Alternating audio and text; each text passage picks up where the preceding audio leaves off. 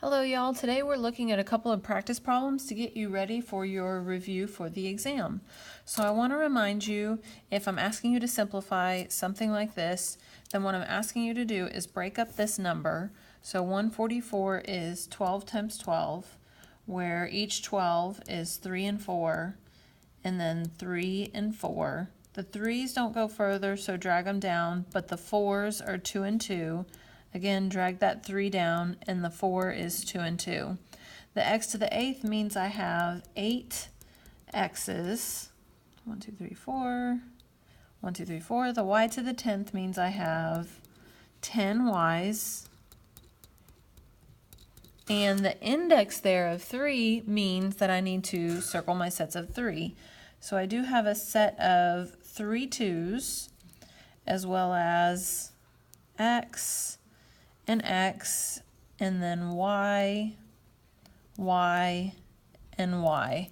So then 2 comes out, x squared comes out because I have 2 sets of x's, y cubed comes out because I have 3 sets of y's, and then cube root of 3 times 3 times 2, so 3 times 3 is 9, times 2 is 18, x squared left in y. And now I do not need any absolute value bars on this because the index was odd. If the index was even here, then I would have a different story. I would need absolute value bars. But in this case, since the index is odd, I don't need absolute value. So that was number 1. So let's look at number 2. So 3 square root 5x minus square root 5x. So on this problem, you are allowed to do this because the radicands match as well as the indices match. So you just take the coefficients and subtract. So 3 minus 1 is 2, so 2 square root of, that stays the same. 2 square root of 5x for that problem. Okay, just a quick reminder on that. Number 3, I have 4 cube root of 7x plus 5 cube root 6x.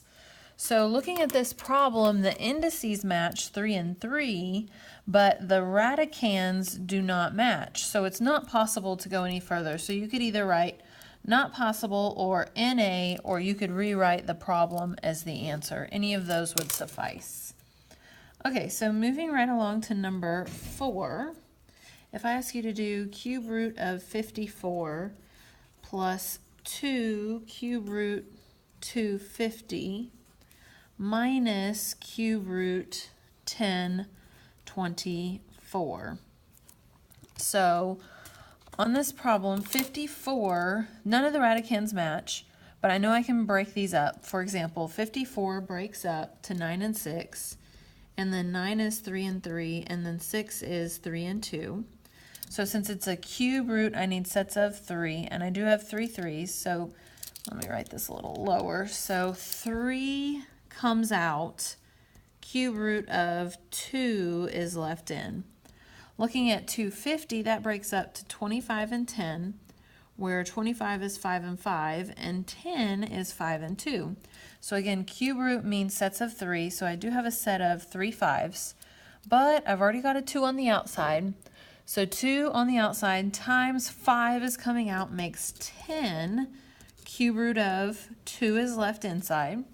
1024 is a large number, but with a calculator, if you are allowed a calculator, then I know it's even. 1024 is even. So I could divide it by 2, but I'm going to try and go even further and divide by 4. So when I divide by 4, I get 256. So I know that number is also even. So that means I could take 1024 and divide it by 8 and make this even smaller on myself. Again, you can get the drift.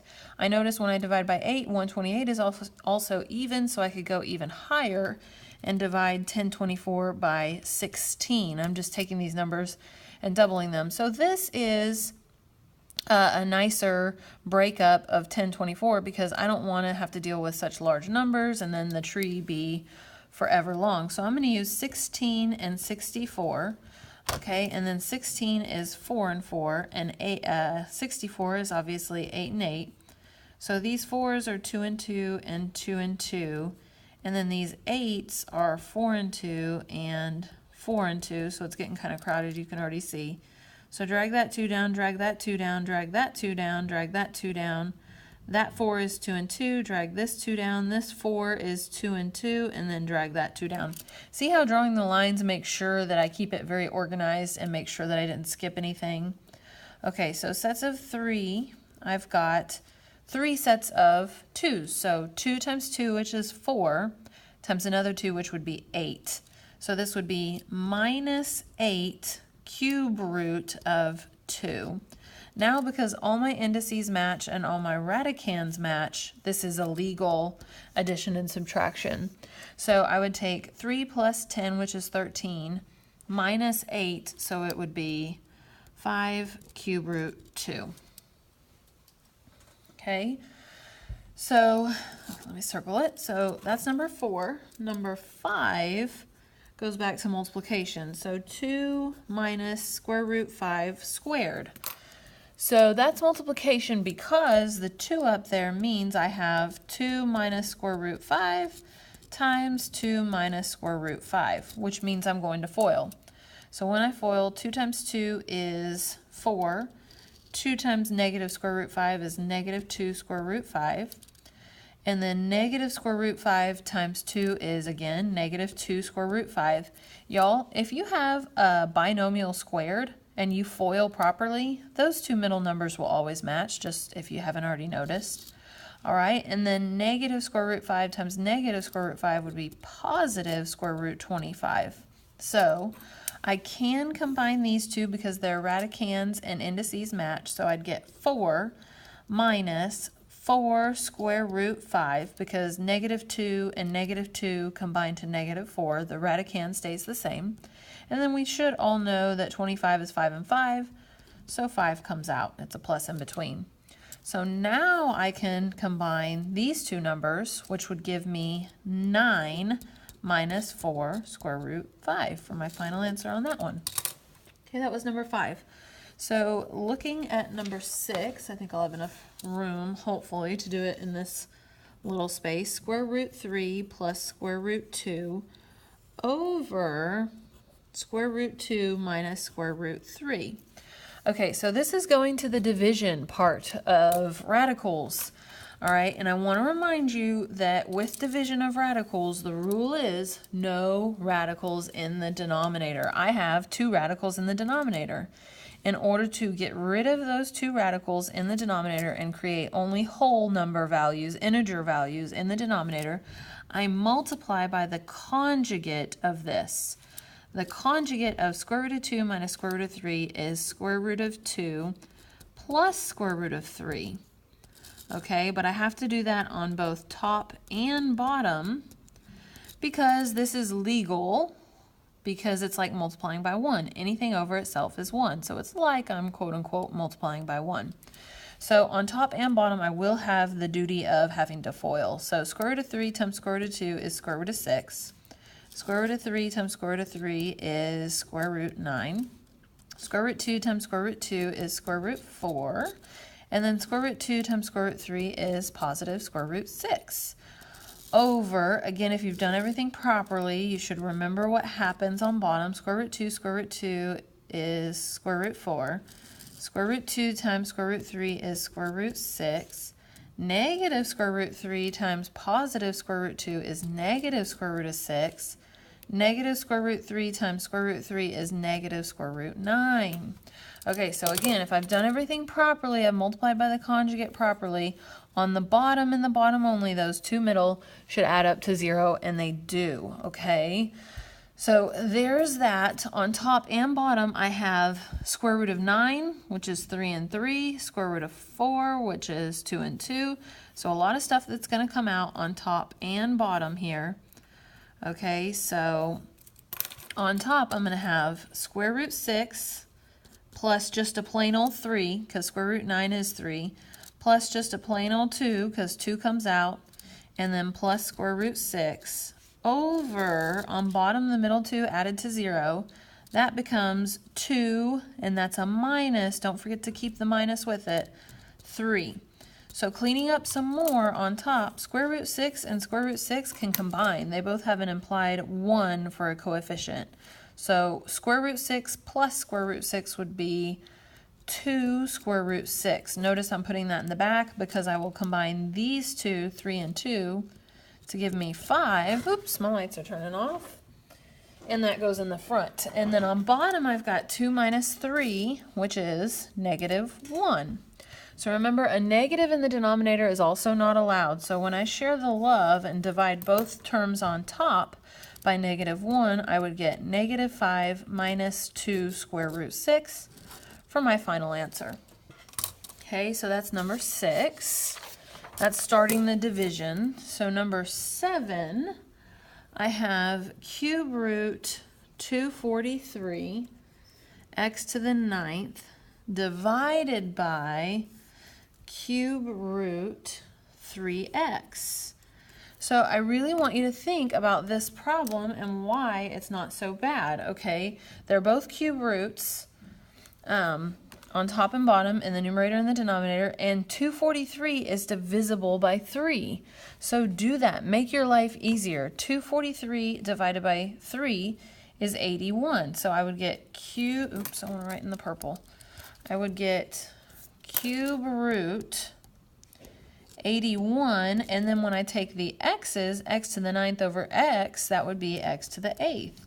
So then all I do is simplify. 9 times 9, 3 times 3, 3 times 3, and then 1, 2, 3, 4, 5, 6, 7, 8 x's. It's cube root, so sets of 3. Oops, there we go. So my final answer would be 3x squared, cube root of 3x squared. Oh, that's funny how that worked out.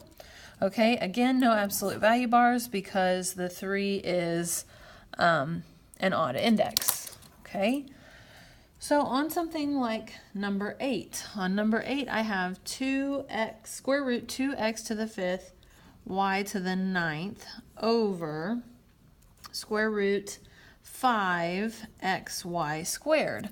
Well, I agree with you in that 2 over 5 doesn't simplify, if that's what you're thinking. Okay, but x to the 5th over x and x to the 9th over y squared simplifies. Y'all, again, the rule is you can't have radicals in the denominator. I want to get as much out of the denominator as humanly possible. So the 2 I can't mess with, but x to the 5th over x would make x to the 4th. Y to the 9th over y squared would be y to the 7th. Over, so I got rid of the x on bottom, got rid of the y squared on bottom. I did not get rid of the square root of 5. Now remember, there's an implied 2 here. So to get rid of the square root of 5 on the denominator, I multiply top and bottom by square root of 5. Because what happens when I multiply square root of 5 times square root of 5? Well, it becomes square root of 25, which breaks up to 5 and 5, as you already know. And then 5 comes out. Okay, on top, however, I would get square root of 10, 2 times 5 is 10, x to the 4th, y to the 7th. But while I know 10 isn't going to break up to where something comes out, x to the 4th and y to the 7th, things can come out of that. So if you need to off to the side, do it, but hopefully by now, 4, 5, 6, 7, hopefully by now you can do it in your head. So if I've got 4 x's and I'm looking for square root, I'm looking for sets of 2. So that means I'm going to have x squared, y to the 3rd, square root of 10, y.